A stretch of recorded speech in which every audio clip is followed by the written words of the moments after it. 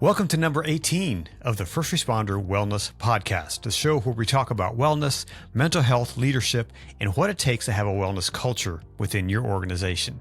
My name is Conrad Weaver, and I want to wish you a very happy new year. I hope you've had a great holiday season and are setting yourself up for a successful 2024. I'm so glad you've joined me today as I have one of my favorite psychologists on the show today. Originally from Australia, Dr. Phil Baquie is a licensed mental health professional with a very unique set of skills. In addition to a master's degree in counseling and a doctorate of psychology, he holds a black belt in martial arts, and he is a law enforcement firearms instructor, certified in high-risk global protective operations, and a trained hostage and crisis negotiator.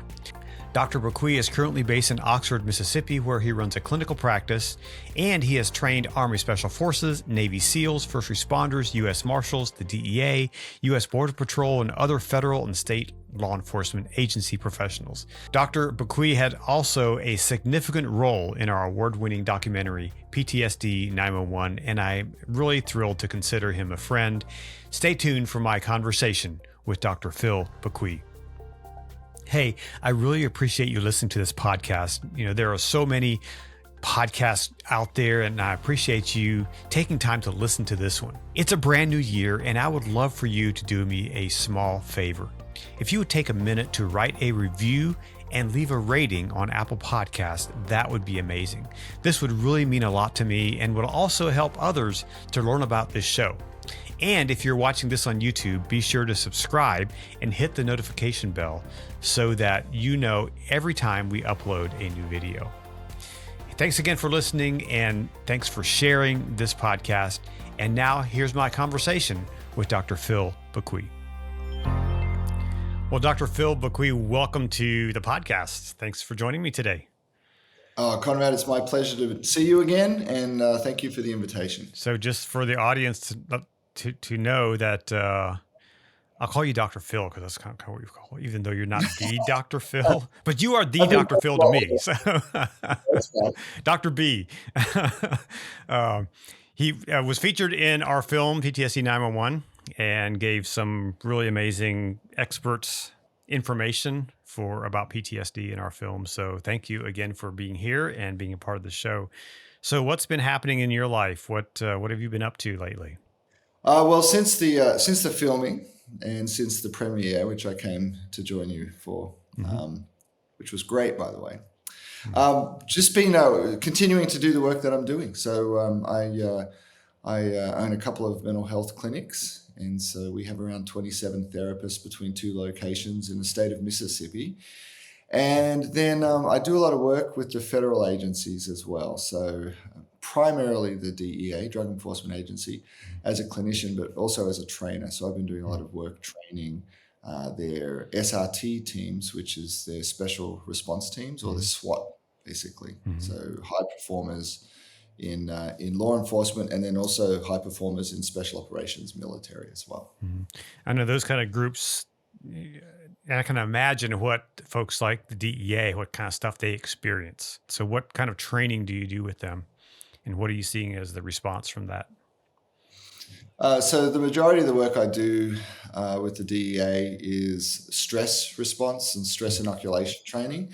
So helping the special agents understand and learn about what's happening for them physiologically and psychologically in a cognitive sense. And then also from an environmental perspective, helping them see the way that how they operate under stress dramatically affects how they interact and the decisions that they make in their environment. And so when you're under a very high stressful situation in a tactical sense, it's important that you make really good tactical decisions. And so by being able to recognize that it's not just about how well we train tactically with weapons, in other words, being a good shot and understanding, tactical maneuvers. It's not just about how physically fit we are, because these guys they're the best of the best. They're the cream of the crop. They're all studs, no big bellies with these police officers. I mean, they're all jacked up, drinking lots of protein shakes, And But it's not just about that. It's not just about knowing the law. It's not just about the tactics. It's not about the physical aspects of it, even though those are vitally important.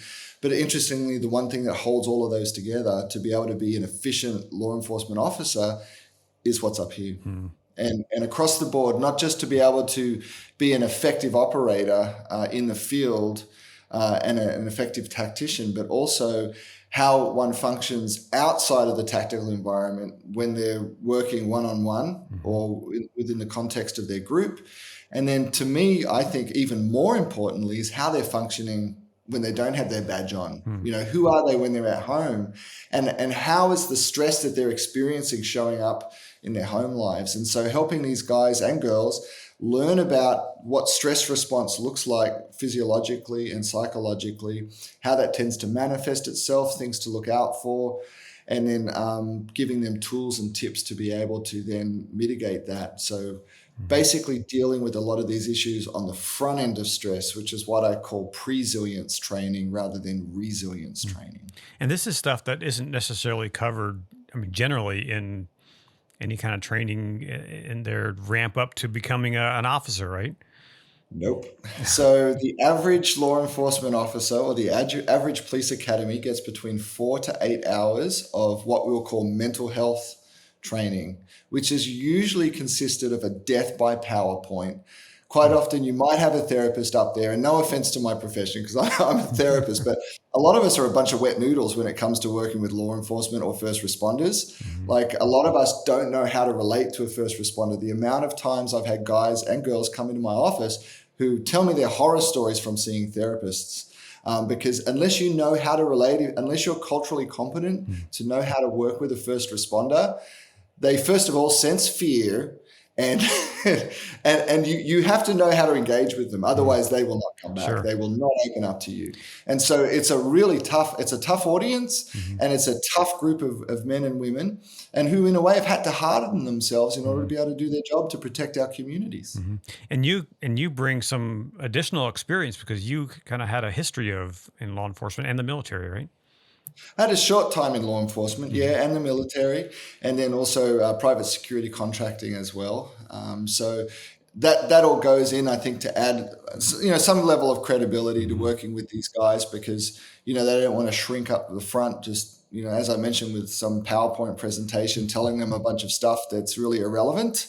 And so it's important to be able to hit home and really hit on stuff that really is meaningful and matters. And so one of the things I do actually at the start of the presentation or the training, it's called Tactical Presilience is the name of the training that I do. The first thing I do right out the gate is I give a bunch of these assessments out to do for each participant. And I have them fill it out. And on the assessment, it very specifically doesn't say what it's for. I just have them fill it out. It's just questions. They answer the questions, and it's got a scoring metric on there, based on how they answer the questions, what their score is. And then I have them write the score at the top front of the page and leave it anonymous. I don't want anyone's name on it. And I have them hand it in. And what I do is, as the program progresses, I calculate all of the scores from the assessments and give them actual feedback on it so they can see. So the very first assessment I do with these guys and girls is a PTSD self-reporting scale. They don't know that, and it's fascinating. Consistently, I have around 60% response rate that would indicate from this self-reporting scale. Based on the way they answer the questions, 60% of these first responder participants identify as having PTSD. Wow. 60%. Wow. And if you look at national averages, they say what, 30 to 40%, something like that? Yeah, the stats vary. Yeah. The stats vary. And honestly, it's really hard with this stuff because I think a lot of the time officers don't answer truthfully. Sure. Like I've noticed in the training when I have officers or first responders sitting too close to one another when they're filling this stuff out, my scores are much lower. And even when they don't know necessarily what it is, right? Yeah, that's right. Right. Yeah, I mean, I also run the ACEs as well. I don't know if you're familiar with Adverse Childhood Experience, a 10 question survey. Very, very powerful. What's the average score there? Do you know? Usually around the same. Wow. It's usually a score above four or more aces. So for any listeners or viewers that are not familiar with the ACE protocol or the ACE survey, I don't know if you've covered this on here before or I not, don't think I Conrad. have. Okay, yeah, it's Yeah. worthwhile just hitting on Sure. real quick. Sure. So basically, and I may get some of this. I hope I get this right. So roughly in the 90s, there was a group of doctors in a weight loss clinic in California that found there was a subgroup of their patients who would come in to their clinics, lose weight, but then leave their clinic and then put the weight back on and never come back to lose it again. And the doctors couldn't figure out, well, what are we doing wrong here? And so they interviewed their patients, and what they discovered, it actually wasn't that they were doing anything wrong. What they found was this specific subgroup of patients had high levels of trauma in their childhood, and specifically sexual trauma that caused them to feel a sense of safety with the weight.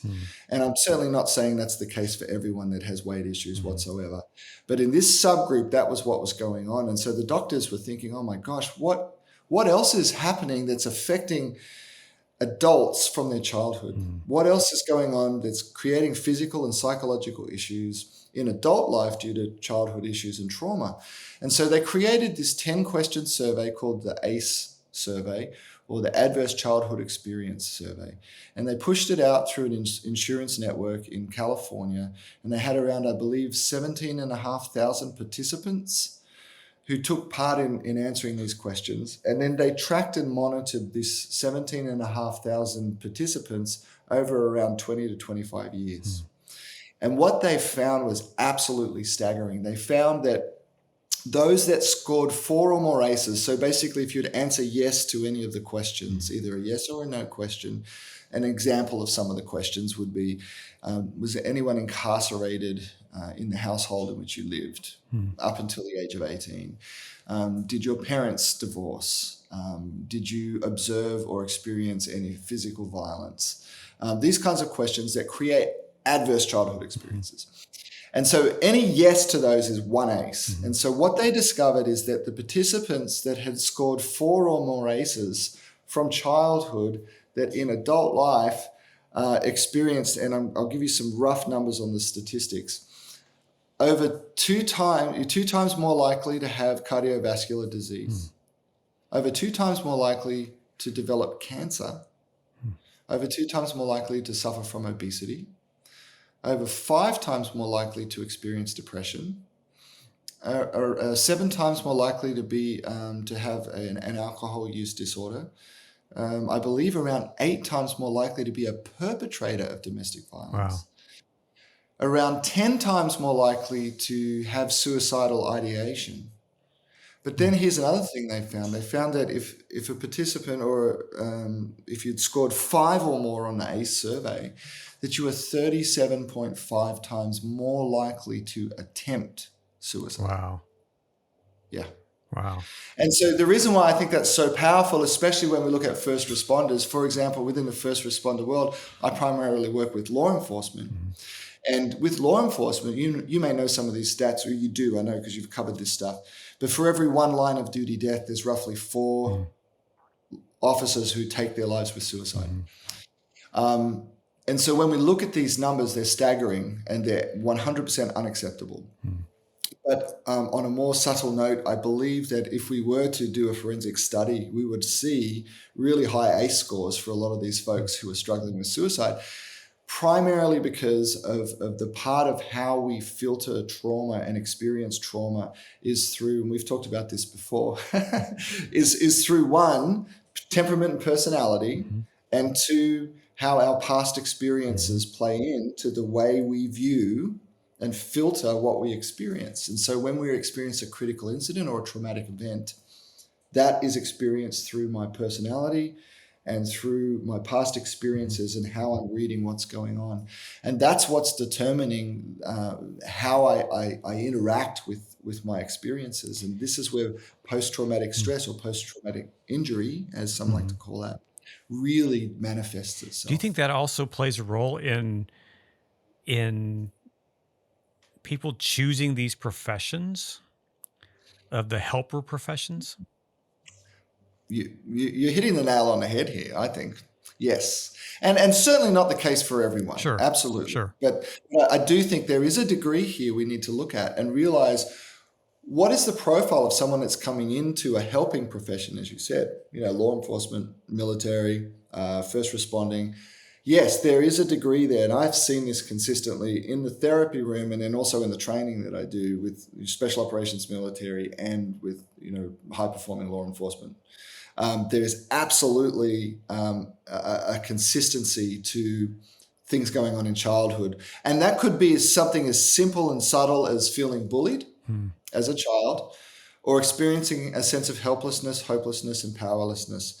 And coming to a place where there is some resources, perhaps, where they do feel a sense of, when I get older, I don't want that to ever happen to me or anyone else. Mm-hmm. And so therefore, that's where a lot of the passions and the calls and the drives come from for pushing into helping professions, because I do want to be different. I do want to make sure that I can protect other people so they don't have to experience what I experienced. Now, once again, that is in no way, shape, or form every single law enforcement or first responder or military, not at all.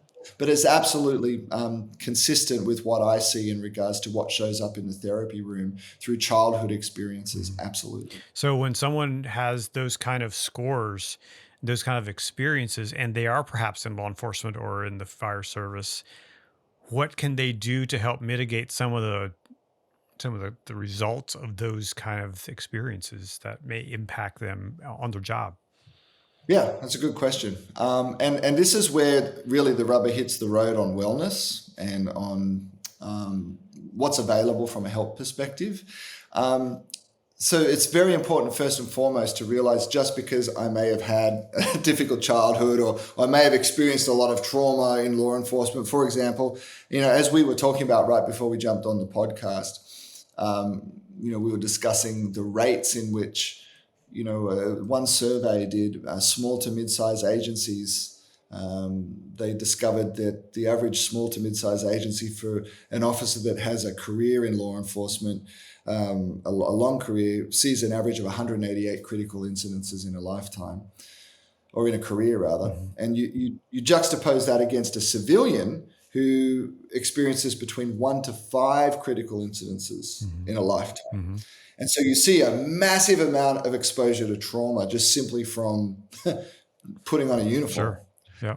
And so with that trauma comes, well, how do I interact with that trauma? How do I respond to that? How do I deal with that? And so absolutely having some tools are essential to know what to do with this stress that I'm experiencing. And so some of the things that I teach, actually, one of the biggest things that I teach, and this might sound hippie woo-woo to some, but I know not to you, Conrad, and I know from some of the other guests that you've had on here before, I've seen it, where actually breath work, extremely powerful.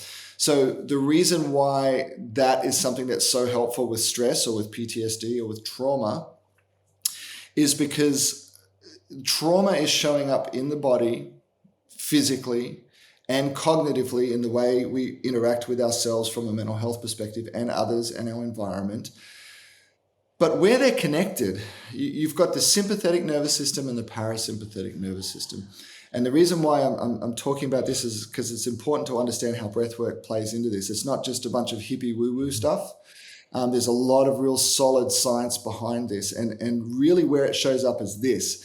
The sympathetic nervous system becomes engaged when I feel a sense of threat. And that becomes activated and my glucose levels shoot up, norepinephrine, adrenaline, and then if my stress rages on long enough, cortisol will push through. And so these stress hormones are sort of considered like the bad guys in a way of what's happening to cause a lot of the physiological responses that takes place. And as we've talked about before and other guests, I'm sure, on the neuroscience perspective within the brain, what's happening, the amygdala, becomes highly activated under stressful situations, and the prefrontal cortex in the brain shuts down. This is where all of our reason, rational, logical thinking and ability to make good decisions sits. And so this goes offline, our amygdala comes online, and that pushes us into fight or flight or flee. And this is the sympathetic arousal that's taking place within the body when stress is experienced, when trauma is experienced. So we look at the sympathetic side, and then we need to look at the parasympathetic side. The parasympathetic side is the exact opposite. This is part of the nervous system that enables us to relax. Like right now, you and I, hopefully, are in a parasympathetic state where we feel good, we're able to focus, we're able to rationally and logically use our mind the way we're engaging. We're not disjointed in looking around with fear. Our heart beat is not elevated, we're not sweating. Our fine motor skills are still intact. And internally, it's often called the rest and digest process with the parasympathetic nervous system, where internally our body is able to regulate itself well, we're able to digest our food, and we feel calm, we feel relaxed, we feel good. That's parasympathetic state. So the reason why I'm saying this stuff is because the one thing that ties both within the autonomic nervous system of the sympathetic nervous system and the parasympathetic nervous system, the one thing that ties both of those together that we can actually use to manipulate is our breath. And so if we use our breath, we're actually able to, from a sympathetic state, move from that to a parasympathetic state simply by elongating an exhale rather than an inhale. So if my exhale is longer than my inhale, I'm actually able to force my body into a parasympathetic state if I'm stressed out. And so that's why when it comes to first responders, when it comes to PTSD, when it comes to treatment for these things, is talk therapy necessary? Maybe. But you know what's more powerful than that, I think, is learning how to breathe correctly, is learning how to get these tools to gain control over my sympathetic reaction and responses. And so that's why breathing's so powerful. So, for example, some of the different breathing techniques that I teach is there's the box breathing method, which is famously attributed to the Navy SEALs, which is where you breathe in for 4 seconds through the nose and hold for 4 seconds, then breathe out 4 seconds through the mouth and hold for 4 seconds, breathe in 4 seconds through the nose, hold for 4 seconds, breathe out for 4 seconds through the mouth, hold for 4 seconds. So it's like a box, 4 and 4. Now, even though technically that creates, equilibrium between the two, it doesn't directly force into the parasympathetic state. It enables you to have a good middle ground reaction, which is good. Another one, which is called the sympathetic sigh, or physiological sigh, I apologize. And that is was discovered back in the 30s. And there's a lot of research out on this now. Stanford University actually did an experiment with stress response of the physiological sigh, box breathing, and having people meditate. And all three were effective, but they found the most responsive treatment for stress reduction was the physiological sigh.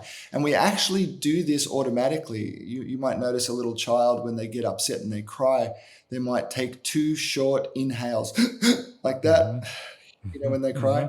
Or I've got my service dog sitting over here right now, Fritzi. She's a German Shepherd, and she's sleeping right now. But even dogs do it. You notice when they breathe, when they rest, they do that. And so the physiological sigh consists of one powerful inhale and filling the lungs the best we can, through the diaphragm, or belly breathing you call, then the chest, so filling up the lungs, and then one last short inhale, so like this through the nose, and then that last inhale actually helps pop open a lot of the tiny little air sacs within the lungs that help exchange the oxygen and the carbon dioxide. So when I do that, and then a nice long breath out. So it looks like this. I'll just repeat it real quick. So it's a long inhale with a short inhale. Might sound a little silly. You might look a little silly sometimes. But even just doing that, then I can physiologically feel, I can feel my body do that just from that little interaction of breath. So that's really powerful. Another form of breathing that I also teach is the Wim Hof method. And have you had anyone talk about that? I've heard about it, but I have not had anybody talk about it on the show. So yeah, it's pretty neat. So it's a lot more elongated and takes a lot more commitment than that simple breathing. And honestly, from a tactical perspective, the physiological sigh is the fastest breath work that you can use to engage to get yourself centered back in a parasympathetic, reasonable parasympathetic state. But the Wim Hof method is phenomenal. Its founder, Wim Hof, is a crazy Dutchman, I believe. Yeah, isn't he the guy that goes into like ice buckets and or does ice he's baths and stuff? Yeah, crazy world right. records. Yeah, he ran a marathon in a pair of shorts in the Atlantic Circle, and half a marathon without water in the Sahara Desert or something like that. I mean, he's done all these crazy things, not to prove how great he is, but to prove, hey, you know what?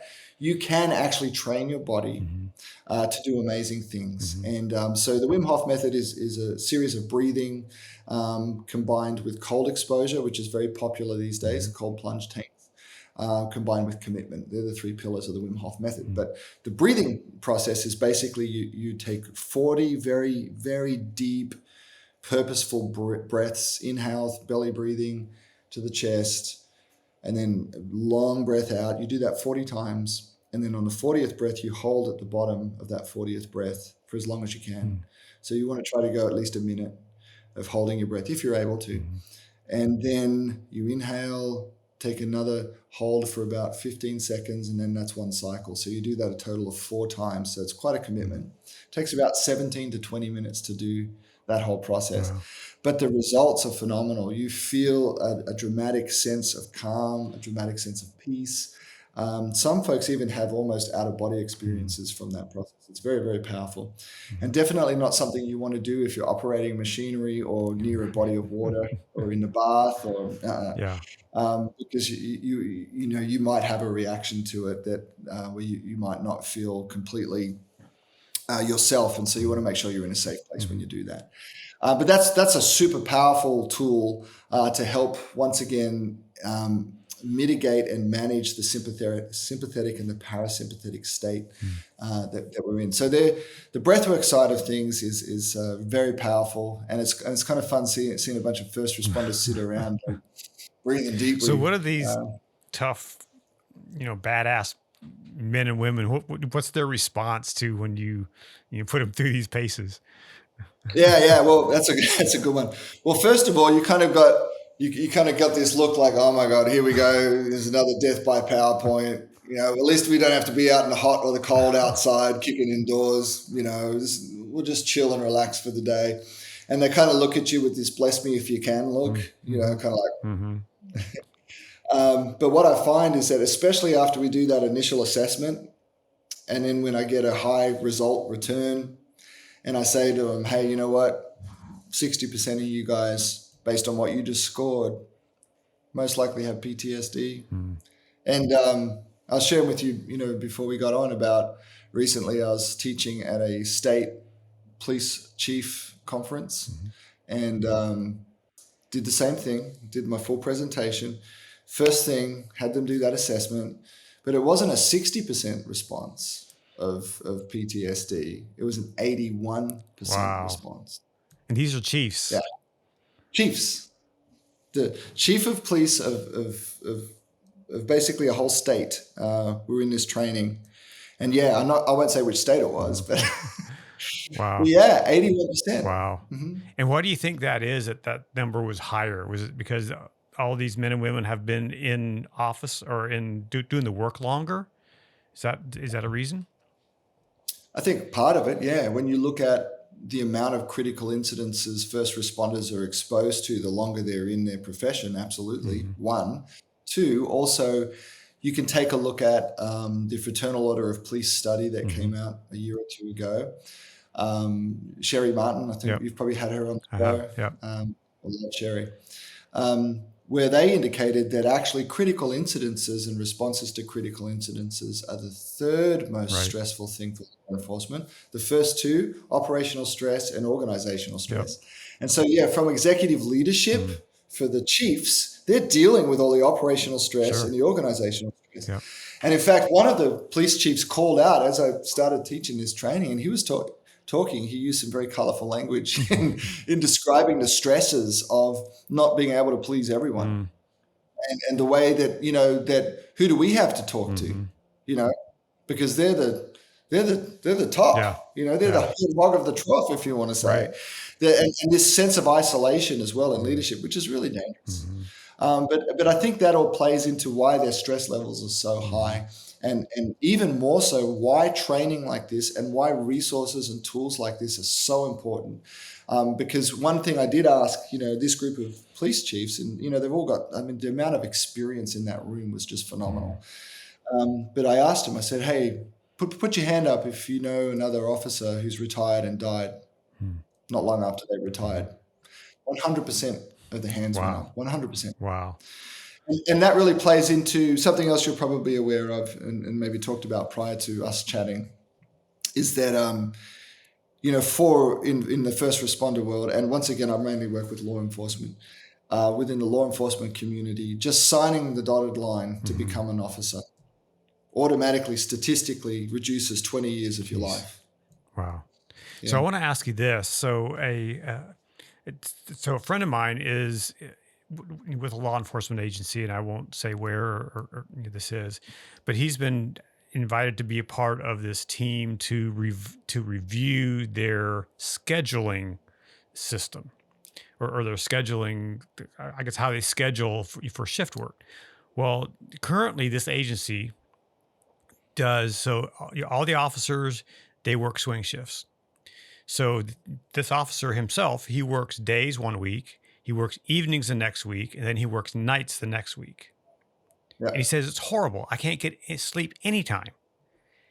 And so they're reviewing that now, and he's needing to have some ammunition to come to the powers that be to say, hey, this is bad. What would you say to that kind of system? I would say, yes, you're right. It's very bad. So when I was in law enforcement, we had month shifts. So we were 12-hour shifts. It was like 4 on, 3 off, 3 on, 4 off.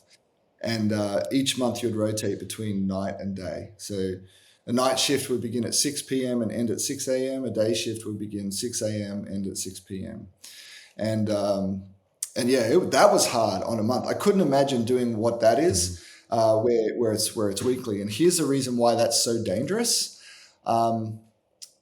is the circadian rhythm that's required for our bodies to have the regular routine of sleep is 100% messed with.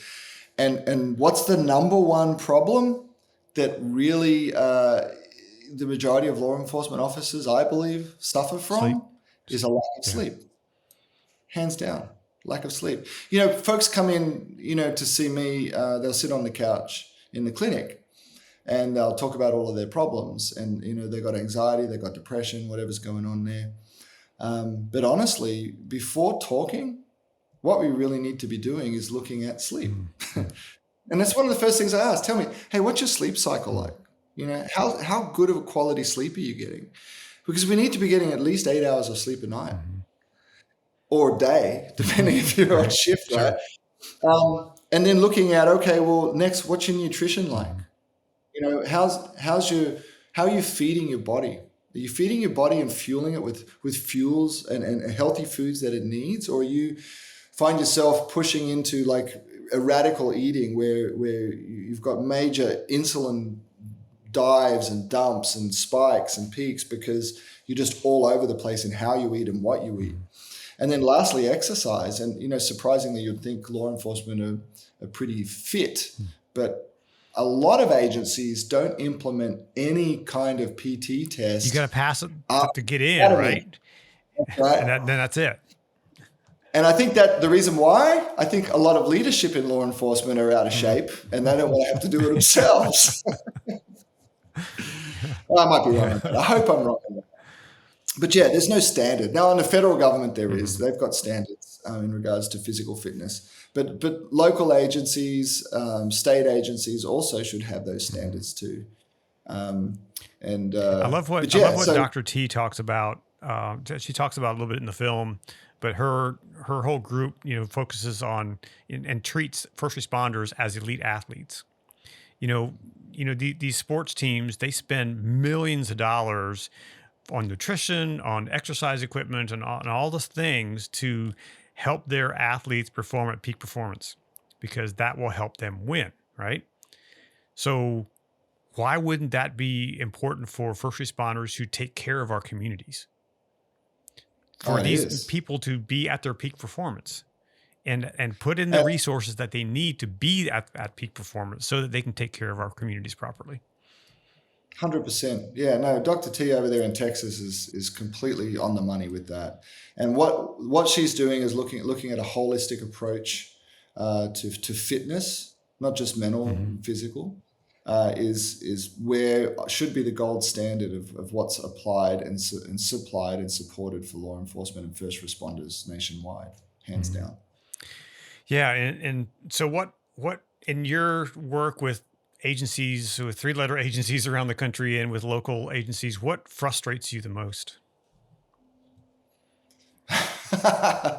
Well, we're recording here, so I got to be careful what I say. Share what you can. I think there's a consistent struggle we all have. Mental health professionals across the board is, yes, the stigma is there and it's real. That's a problem. But the bigger problem a lot of the times that I've seen and observed agencies across the board is just a misunderstanding of how to handle issues when it comes to mental health problems. I'll give you one example from, I won't name the three-letter agency in particular that I was working with at the time. They had one of their special agents come forward and say, hey, I think I've got PTSD, maybe a TBI, and I just need some help. First thing they did, took away the gun, took away the badge. And you know this, you've worked with enough cops to know that that's the worst thing you could do. Yeah. The worst thing you could do. And not only that, for the psychological well-being of that specific agent, but also what sort of message does that send to all of the other agents, to all the other first responders when they see someone put their hand up and go, hey, I got an issue here, and then to see them almost penalized and disciplined for it, it says, hey, you know what? Yeah, I'm not putting my hand up here. So now you have operators out there not saying anything, not getting help, and doing the work they're unhealthy. Absolutely. And that's one of the things I do appreciate about the DEA is, they are making efforts really with some of their programs. For example, they fund the program that I put on for all of the SWAT guys, SRT guys. And so they are attempting to make strides there, which is really impressive. But even you take it down to the local level, out of the federal level, and I was contacted by one SO, a sheriff's office, because one of their deputies came forward and said, "Hey, I think I've got a drinking problem, and I want to go to rehab." I mean, that's amazing. First of all, that deputy had enough insight to realize, you know what? Yeah, I need to. He was drinking basically a fifth a day. He was killing himself, and of course that affected his ability to do his job and all. But they contacted me because they want me to do a psych eval on this guy, right? And fair enough to the degree. I understand that from a liability perspective for the agency or the sheriff's office. But once again, what's the optics in that? What's that sending out to the other guys? What's it saying? Hey, well, you got a problem. Keep your mouth shut. Don't come forward. And I think that right there is the biggest issue amongst first responders, period. It's not just that we've got a stigma issue of like the actual, first responders themselves not wanting to come forward as much as leadership not really providing a safe, secure environment to be able to, realistically talk about these things. So on the flip side of what bothers you or what frustrates you, what gives you hope? Where have you seen the needle change to a better place in the conversation around these things? I think when we can provide realistic training with realistic solutions, when we do that, guys are like, yeah, I get that. When we start talking about performance, when we start talking about, hey, You want to be the best agent you can be. You want to be the best soldier you can be. You want to be the best law enforcement officer, the best firefighter, the best medic, the best, 911 operator, whatever that is. Let's look at some tools and some resources to maximize who you are and your capabilities. Let's look at ways that we can help shape you as a force multiplier in your environment. Let's use language like this instead of, you're struggling with mental health. You're struggling with depression, anxiety, or PTSD. Yeah, no one wants to talk about that. But hey, you know what? If there's a way I can be better at what I do, and especially like with a lot of guys I work with the high performing first responders and military, everyone there, man, they want to be the best they can be, as it is the case with the majority of first responders. And so when you frame it, and in a way, I think what we need is to redo the lexicon around how we talk about mental health. And so what I try to do in my trainings is not even use the words mental health, but let's focus on performance. Let's focus on tools to make you the most effective operator that you can be. Oh, that gets the guy's blood pumping when you talk like that. And I will say, in the military side with special forces, they've got the HPW program, Human Performance and Wellness, and I think they're attempting to try to do that. So they're probably slightly ahead of some other organizations with that. It's still a long way to go, but I think that's the start, is changing the language. Maybe I need to change the title of my film. No, I didn't. I love the title of it and the artwork for it. It's brilliant. So let me ask you this. So if there's an agency out there, if there's a chief, assistant chief, whatever, watching this, looking at this, and they want to bring you out to their agency, what needs to happen to make that happen? Well, thank you. Just get a hold of me. My website is tacpre.com. That's TACPRE.com. That's for tactical resilience. And it's got all my info on there. It's got a good blurb about what I do. Just shoot me an email or give me a call through that. All my information's on there. And absolutely, we'd love to figure out what we can do to make that work. And honestly, Conrad, the goal here is getting this message out. It's not to build my brand or to make money on it. I obviously need to cover my expenses, and so my wife doesn't divorce me, But I do. I'm passionate about getting this message out. And honestly, I'm training other guys. I've got a special forces guy and a retired special agent from a 3-letter agency that's coming on board to get trained in these processes and protocols to push out nationwide with other agencies, because I'm only one man. I can't do it all. Yeah. Awesome. Well, I'm gonna send this interview to I think he's now a major with our local sheriff's department. He's a friend of mine. He was in my film Heroine's Grip. He was a sergeant back then, but he's worked his way up quickly up through the ranks over the past 4 years, and now he's kind of one of the main decision makers. So I'm going to send him this interview.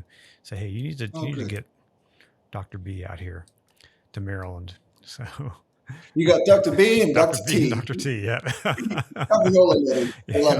Well, let me ask you this, and we'll wrap it up. So in the next month or two, what's something fun you're going to do?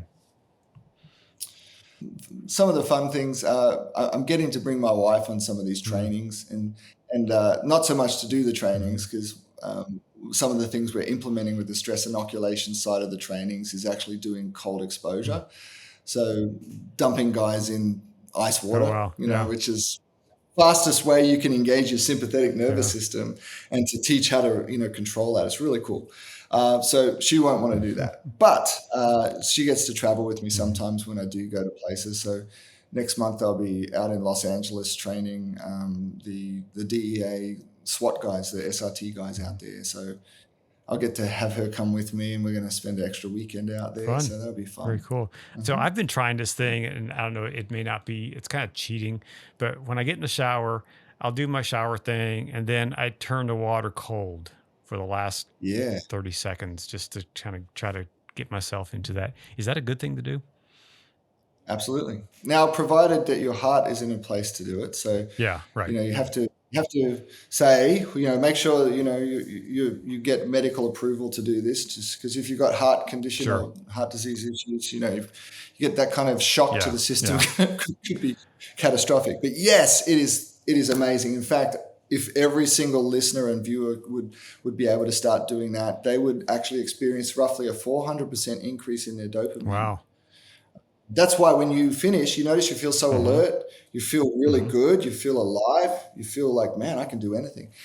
So that's really good. And research shows you actually only need around 30 seconds to 2 minutes of cold exposure, either in a shower, which is good, especially this time of the year because it's really cold, or in an ice bath, or throw some ice in the bath, or an actual plunge pool if you have one, or a chilled plunger. Dramatic health benefits for it. So yeah, that's good job. Yeah. I'm impressed, Conrad. I'm trying. I didn't do it today, but yeah, I'm trying to be consistent with that because I know that consistency brings better results when you do things like that. And I read something, actually, I saw, I think it was an Instagram video, one of these self-help, personal development coaches talked about that other system that you mentioned earlier where you do the 40 times. Yeah, the Wim Hof method. And he said he had 3 things he wanted you to do. He said, if you do these 3 things and you do it every day for a month, he said, it'll transform your life. He said, if it doesn't, I'll send you $100. Yeah. Yeah. Putting his money where his mouth is. But you know what? He's saying that because it's the truth. And it's funny because it's become such a fad right now, the whole ice bath thing, especially on social media, people videoing themselves do it. But it's the best fad in the world. And the beauty of it is it's not something that's just an actual fad. You go back and look through history. For example, in Scandinavian countries, you will see mothers or fathers with the strollers, with their babies in a stroller, going to the coffee shop, putting the baby in the stroller outside in the snow, in the cold, in a negative degree temperature while they're inside having a cup of coffee. You might think that's cruel. No, what they're actually doing is they're helping build their child's immune system and strengthen their cardiovascular system and their lungs. And so, no, absolutely, there's massive benefits. That's nothing new to many other cultures and countries around the world. It's just new to us. There's an interesting video out on YouTube that I don't know if you're familiar with the guys from Yes Theory. So Yes Theory is this massive YouTube channel. They have 8 million subscribers or something like that.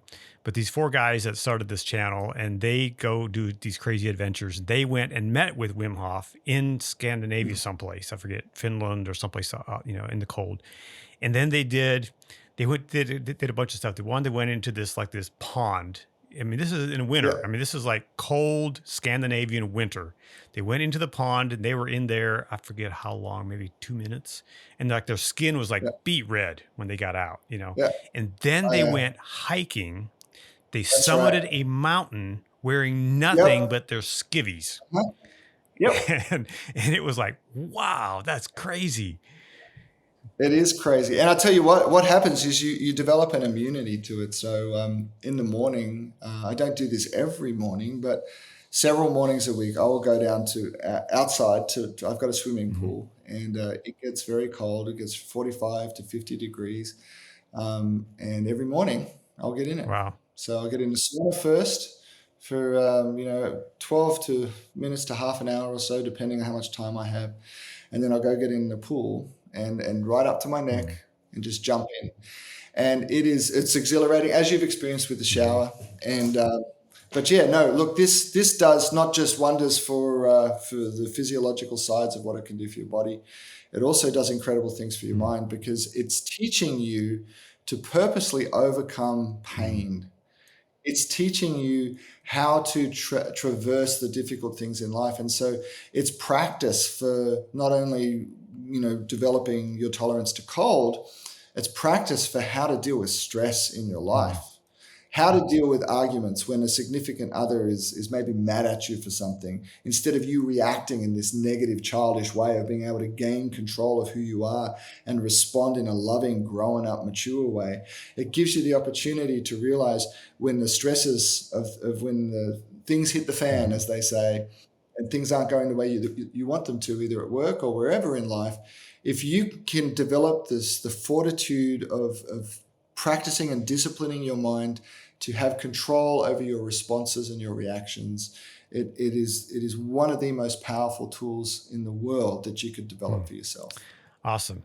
So one final thing, what's one thing a first responder should do first thing tomorrow to start on this path to wellness? First thing tomorrow is if you're going to pick up your phone, which most people do, instead of checking your email and checking the news or whatever your favorite social media is, text 3 people. 3 people. Now, here's the deal. Here's the condition. They have to be people that you haven't spoken to for a while that you need to catch up with. And here's what I want you to do. Only say something as simple as, hey, hope you're doing well. Just thinking about you today. Have a good day. That's it. Nothing more than that. Just a real quick touch base to say hello. It does a few things. One, it helps you stay connected. And when we look at depression, and depression is rampant in first responder world, one of the things depression does is isolate us, pulls us out of our tribe. And so this is a great way to actually use technology in a very, very positive way. And it helps you reconnect. So that's one. 2, it helps build and foster gratitude. And that is one of the most important fundamental foundations of mental health, is gratitude. How is gratitude showing up in my life? How am I grateful for the things that I have in my world? And what am I doing to invest in the lives of others? And so that simple little text is a fantastic way to practice gratitude, of just connecting with someone else. And it's also, the third thing it does is that it blesses someone else's day. I mean, isn't it nice if someone that you haven't spoken to for a while is just like, hey man, I'm just thinking about you. How you doing?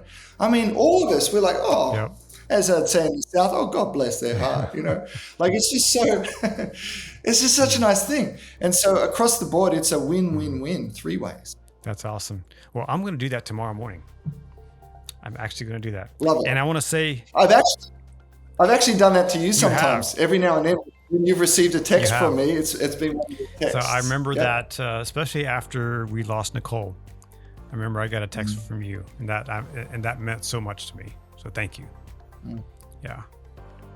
And thank you for being on the program again today. I really appreciate that. Always a joy to talk to you. So. Oh, likewise, Conrad. Thanks for having me, and I really appreciate the opportunity, 1, to share this stuff, but 2, just to catch up with you. It's been good. Phil, thanks for spending time with me today on the podcast, and thank you for listening. And for all of you who have taken time to leave a review, I really appreciate that.